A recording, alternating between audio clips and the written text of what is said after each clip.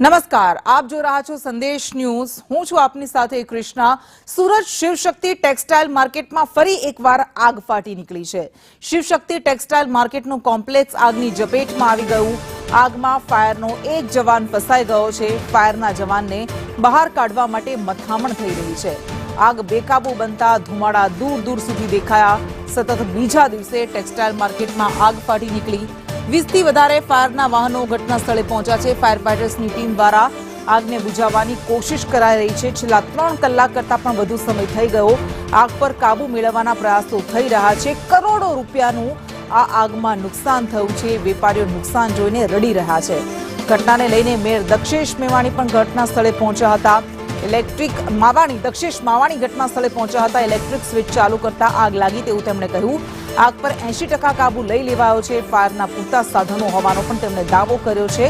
ગઈકાલે આગમાં એક વ્યક્તિનું મૃત્યુ થયું હતું। વેપારીઓ ચિંતિત છે। તેમનું એવું કહેવું છે કે આગમાં તો કરોડોનું નુકસાન ગયું છે, પરંતુ અમારી કલેક્શન ડાયરી અમારા કોમ્પ્યુટર ઉપર છે। જો એક ખાક થઈ જશે તો અમને હિસાબ કિતાબની ખબર નહીં રહે।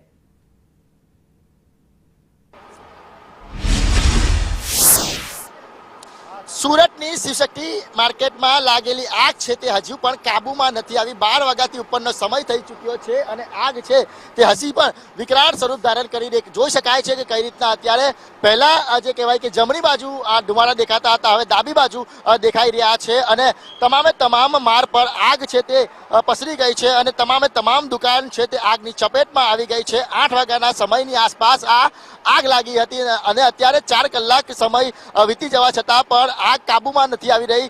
ફાયર વિભાગ તરફથી સતત પાણીનો મારો ચલાવવામાં આવી રહ્યો છે, પરંતુ આગ છે તે ટ્રાવેલ કરી રહી છે।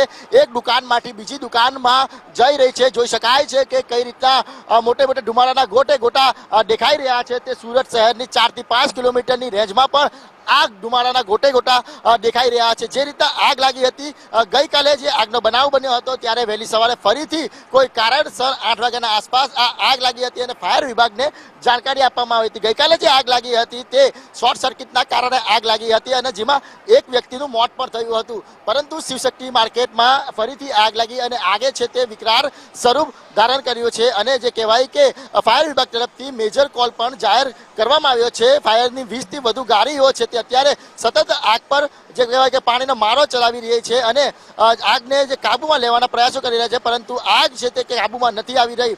એટલે સુરતની શિવશક્તિ માર્કેટમાં જે આગ લાગી હતી 4 કલાકના સમય વીતી ગયા છતાં પણ હજી આગ છે તે કાબુમાં નથી આવી અને દુકાનની અંદર જે કહેવાય કે માલ મૂકેલો છે તે બળીને ખાક થઈ ગઈ છે। આ શિવશક્તિ માર્કેટની અંદર 700 જેટલી દુકાનો આવેલી છે। આ તમામ દુકાન છે તે અત્યારે આગની ચપેટમાં આવી ચૂકી છે અને કરોડો રૂપિયાનું નુકસાન છે તે વેપારીઓને વેઠવાનો વારો આવ્યો છે। વેપારીઓ છે તે રાટા પાણીએ રોટા પણ જોવા મળ્યા હતા।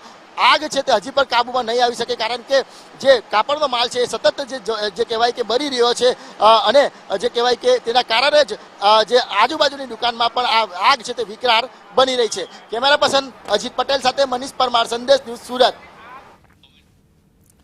તો આ વિકરાળ આગ ધુમાડાના ગોટા દૂર દૂર સુધી દેખાઈ રહ્યા છે, પરંતુ આગને હજુ પણ સંપૂર્ણપણે કાબુમાં નથી લઈ શકાય। ટેક્સટાઇલ માર્કેટમાં સતત બીજા દિવસે આગ ફાટી નીકળી છે। ગઈકાલે પણ શોર્ટ સર્કિટને કારણે આગ લાગી હતી, એક વ્યક્તિનું મૃત્યુ પણ થયું હતું અને આજે ફરી એક વખત આગ લાગી છે। કયા કારણસર આગ લાગી તેને લઈને તપાસ કરાશે, પરંતુ કરોડોનો માલ બળીને ખાક થઈ ગયો છે।